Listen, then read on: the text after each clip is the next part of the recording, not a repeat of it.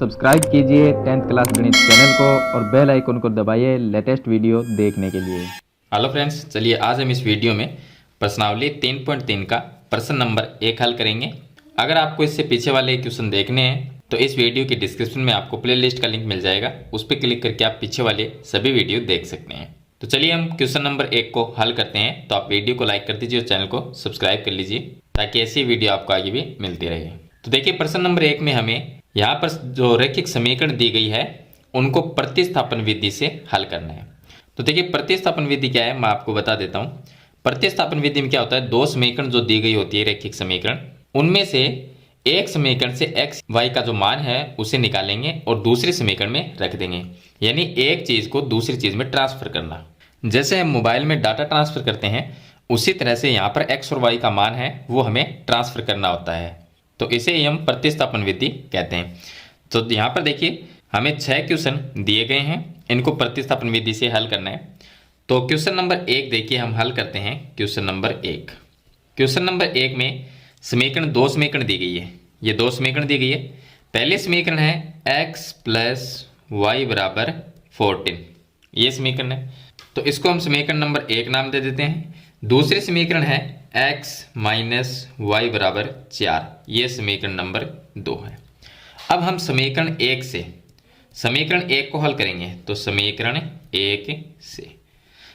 1 से या तो आप x का मान निकाल सकते हो या y का निकाल सकते हो। तो चलिए हम x का मान निकाल लेते हैं। तो x बराबर क्या आ सकता है, अगर x का मान निकालेंगे तो x के आसपास में जो भी संख्या प्लस माइनस या गुणा में होती है वो नहीं रहनी चाहिए। तो x का मान निकालना है तो x के प्लस में y है, तो ये y है वो इस साइड में चला जाएगा। तो 14 तो पहले से ही है और ये y इधर आके माइनस में y बन जाएगा। इसको हम नाम दे देंगे समीकरण नंबर 3। अब ये जो x का मान है, ये जो x का मान आया है, इसको हमने कहाँ से निकाला, ये समीकरण 1 से निकाला है। तो जो x का मान हमने समीकरण 1 से निकाला है उसे समीकरण 2 में रख देंगे। तो चलिए x का मान यहाँ पर लिखना है आपको कि x का मान समीकरण 2 में रखने पर, तो समीकरण 2 में हम x का मान रख देंगे। x का मान क्या है, 14 माइनस वाई है। तो समीकरण 2 ये है, इसके अंदर रखेंगे। तो समीकरण 2 में x का मान तो लिखना है आपको, पहले मैं समीकरण 2 लिख देता हूँ। समीकरण 2 x माइनस वाई बराबर 4, ये समीकरण नंबर 2 है। अब ये समीकरण नंबर 2 है, इसमें x का मान ये रखना है। तो x की जगह तो आ जाएगा 14 माइनस वाई, और ये माइनस वाई पहले से है तो ये माइनस वाई बराबर में आ जाएगा 4। चलिए आगे हल कर लेते हैं यहाँ पर। तो देखिए ये है 14, तो ये आ गया माइनस वाई माइनस में 2y और बराबर में 4। अब ये 14 इस साइड में आएगा तो माइनस में बन जाएगा। तो ये आ गया माइनस में 2y बराबर 4 माइनस 14, ये आ जाएगा। अब माइनस में 2y बराबर, ये 14 माइनस में है और ये प्लस में 4 है तो माइनस में 10 रह जाएंगे। माइनस से माइनस कट जाएगा तो y का मान आ जाएगा 10 और ये 2 बट्टे में आ जाएगा, और 10 में 2 का भाग देंगे तो y का मान 5 आ जाएगा। ये जो y का मान है वो हम रख देंगे समीकरण नंबर 1 या 2, किसी में भी रख सकते हैं। अब आप ये सोचो कि x का मान हमने यहाँ पर निकाल लिया तो दोबारा निकालने की जरूरत क्या है। इसमें देखिए एक y का पद है, ये जो y का पद है इसे यहाँ से हटाना है हमें। तो x का जो मान होगा वो एक संख्या के रूप में आएगा, जैसे कि y का मान एक संख्या के रूप में है। तो उसी तरह से y का मान हम समीकरण 2 या 1 में से किसी में भी रख सकते हैं क्योंकि ये एक संख्यात्मक मान है।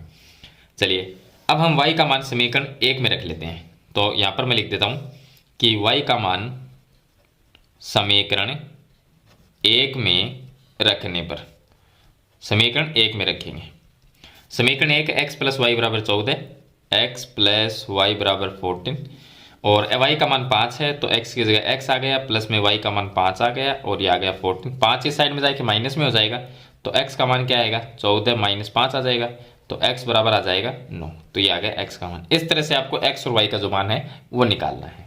चलिए इसके बाद में हम इसका क्वेश्चन नंबर 2 हल करते हैं। अब इसका जो प्रश्न नंबर 2 है उसमें ये दो समीकरण दी गई है हमें।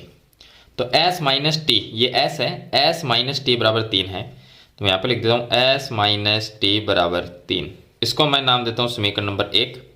और जो दूसरी ये समीकरण है पहले इसको हल कर लेते हैं, उसके बाद में इसको समीकरण नंबर 2 बना देंगे। तो ये है s बट्टे 3 प्लस में t बट्टे 2 और बराबर में 6 के बट्टे में 1 लिख सकते हैं। अगर इसका एलसीएम लेंगे तो 6 आ जाएगा।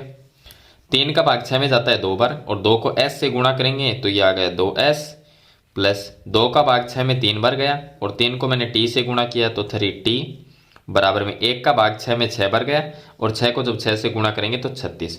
अब बीच में बराबर का चिन्ह है तो इस एलसीएम को हम छोड़ देंगे, तो ऊपर वाली जो संख्या है वो लिख लेंगे जो समीकरण है। 2s ये आ गया, प्लस में आ गया 3t, और बराबर में आ गया 36। इसको हम नाम दे देंगे समीकरण नंबर 2। अब हम किसी भी समीकरण 1 को हल करके s या t का मान निकालेंगे। तो चलिए हम समीकरण 1 से s का मान निकाल लेते हैं। देखिए x और y की जगह यहाँ पर s और t दिया गया है, इतना ही फर्क है। तो समीकरण 1 से s का मान निकालेंगे। तो समीकरण 1 है s माइनस टी बराबर 3, ये समीकरण नंबर 1 है। अब यहाँ से s का मान क्या आएगा, s बराबर ये आ गया 3 प्लस में t आ जाएगा, प्लस में t। इसको मैंने नाम दिया समीकरण नंबर 3 नाम दे देंगे। अब s का जो मान है उसको हम समीकरण नंबर 2 में रख देते हैं। ये समीकरण नंबर 2 है, इसके अंदर रखेंगे। तो चलिए आगे मैं यहाँ पर आपको बता देता हूँ। समीकरण 2 में रखेंगे तो समीकरण 2s प्लस में 3t और बराबर में 36, ये समीकरण नंबर 2 है। इसमें s का मान 3 प्लस t रखना है, तो ये हो गया 2, और इसके s है वहाँ पर हम रखेंगे 3 प्लस में t, और प्लस में ये 3t आ गया, बराबर में आ जाएगा 36। अब 2 को गुणा कर देते हैं तो ये आ जाएगा 6 प्लस में 2t आ जाएगा, और प्लस ये आ गया 3t बराबर में 36। अब 2t प्लस 3t 5t हो जाएंगे, और 6 साइड में आके माइनस में हो जाएगा, तो यहाँ पर आ जाएगा 5t, और ये 36, ये 6 माइनस में आ जाएगा तो 30 रहेगा, तो 5t बराबर 30 रह जाएगा, और t का मान आएगा 30, इसके बट्टे में 5, तो बराबर में आ जाएगा 6। t का मान आ जाएगा 6, t बराबर 6। अब ये t का एक संख्यात्मक मान है, यानी संख्या के रूप में, तो t का मान हम समीकरण नंबर 1 में रख देते हैं। ये छोटी समीकरण है इसलिए, इसमें भी रख सकते हैं। समीकरण नंबर जो 2 हमने बनाई है उसमें रखेंगे तो भी एक जैसा ही मान आएगा, किसी में भी रख सकते हो। तो चलिए हम समीकरण नंबर 1 में रख देते हैं। अब देखिए हम समीकरण 1 में रखेंगे तो समीकरण 1 है s माइनस टी बराबर 3, ये समीकरण नंबर 1 है। t का मान हम 6 रखेंगे यहाँ पर, तो ये आ गया s माइनस 6 बराबर 3 आ गया। 6 इस साइड में आके प्लस में बन जाएगा, तो s बराबर 3 प्लस में 6, तो s का मान आ जाएगा 9। तो ये तो आ गया s का मान, और t का मान कितना आया था, t बराबर 6 आया था। इस तरह से आपको s और t का मान है वो ज्ञात करना है। तो मेरे ख्याल से अभी तक आपको ये प्रतिस्थापन विधि है वो समझ में आ गई होगी कि किस तरह से हम प्रतिस्थापन विधि से रैखिक समीकरण का हल करते हैं। तो चलिए हम आगे के क्वेश्चन को हल करते हैं। अब देखिए इसका क्वेश्चन नंबर 3 है, जिसमें ये 2 समीकरण दी गई है। तो इसमें पहली समीकरण है 3x माइनस में y बराबर में 3, इसको मैं नाम देता हूँ समीकरण नंबर 1। और दूसरी जो समीकरण है वो है 9x माइनस में 3y बराबर में 9, ये आ गए समीकरण नंबर 2।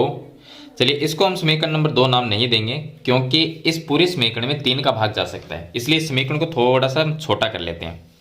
तो इसको थोड़ी छोटी बनाएंगे समीकरण को, तो ये क्या बनेगी, ये बन जाएगी, इसमें 3 का भाग दे सकते हैं पूरी में, तो ये आ जाएगा 3x माइनस, यहाँ पर 3 का भाग देंगे तो ये y रहेगा, और 9 में 3 का भाग देंगे तो 3 रहेगा। इसको हम नाम देते हैं समीकरण नंबर 2। अब समीकरण 1 को हल कर लेते हैं। तो यहाँ पर लिखते हैं कि समीकरण 1 से समीकरण 1 को हल करते हैं। समीकरण 1 है 3x माइनस वाई बराबर 3। इसको हल करेंगे तो x का मान यहाँ से निकाल लेंगे, तो x बराबर क्या आ जाएगा, ये 3, और ये माइनस वाई इस साइड में आके प्लस में y, बट्टे में x के गुणा में जो 3 है वो इसके भाग में आ जाएगा, तो ये आ जाएगा x का मान। अब x का मान हम रख देंगे समीकरण नंबर 2 में, तो यहाँ पे लिखेंगे x का मान समीकरण 2 में रखने पर,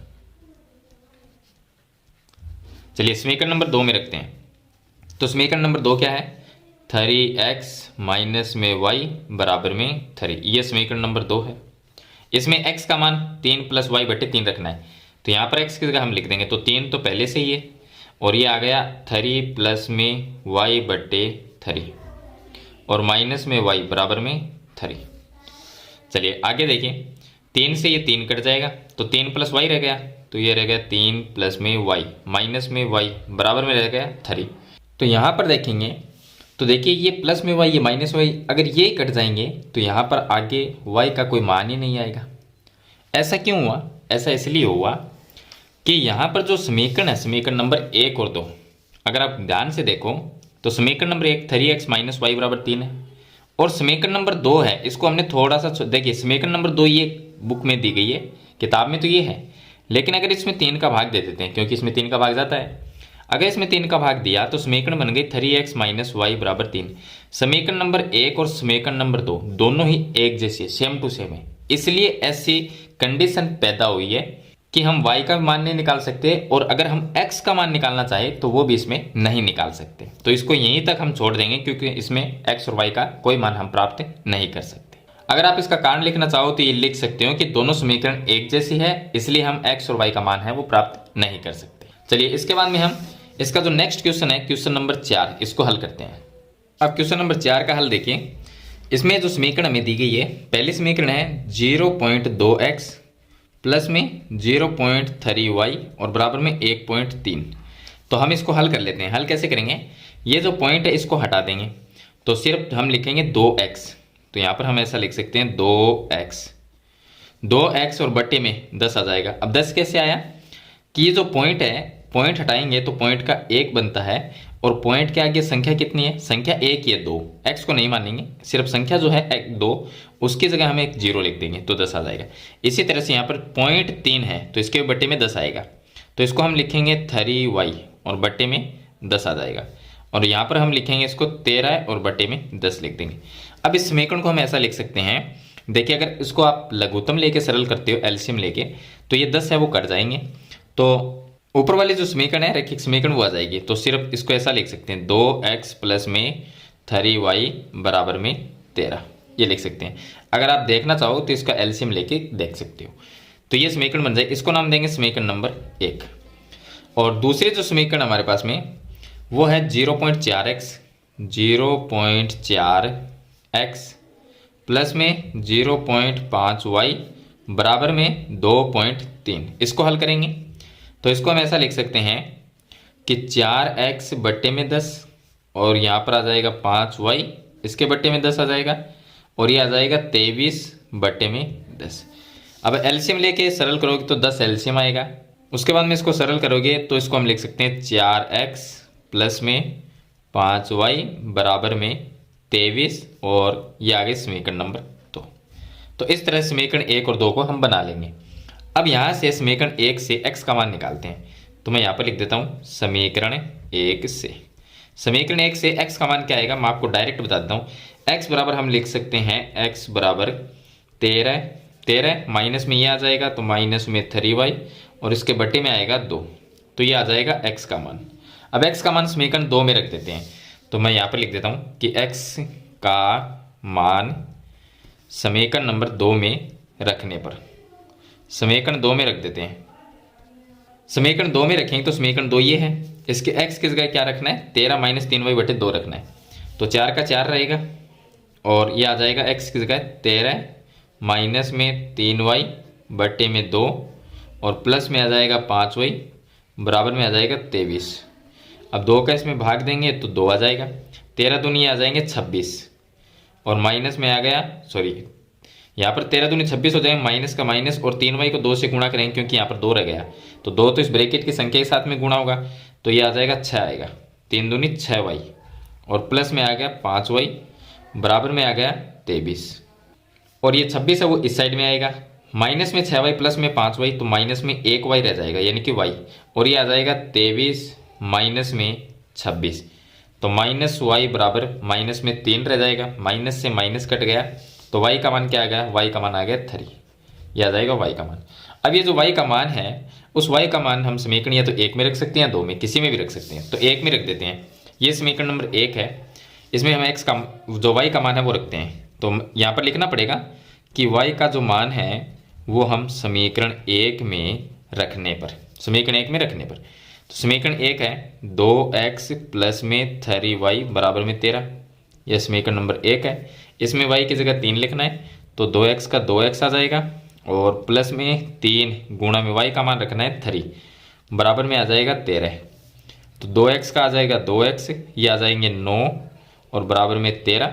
9 इस साइड में आया कि माइनस में हो जाएगा, तो 2x बराबर आ जाएगा 13 माइनस में 9, तो 2x बराबर में 4 आ जाएगा और x बराबर आ जाएगा 4/2, तो x का मान 2 आ जाएगा। तो इस तरह से x का मान और y का मान ज्ञात करेंगे। तो x का मान तो 2 आ गया और y का जो मान है वो 3 आ गया। तो इस तरह से हम जो क्वेश्चन नंबर इसका 4 है उसको हल करेंगे। चलिए इसके बाद में 2 क्वेश्चन और रह गए हैं, क्वेश्चन नंबर 5 और 6, वो भी हम हल करते हैं। क्वेश्चन नंबर 5 देखिए, इसमें यहाँ पर जो समीकरण दी गई है वो रूट में दी गई है, तो इसमें x और y दोनों का मान 0 आएगा। तो चलिए हल कर लेते हैं। पहले समीकरण है √2x प्लस में √3y बराबर में 0, इसको मान लेते हैं समीकरण नंबर 1। दूसरे समीकरण है √3x माइनस में √8y और बराबर में 0, यह आ जाएगा समीकरण नंबर 2। अब समीकरण 1 को हल करते हैं, इससे x का मान निकाल लेते हैं। तो समीकरण 1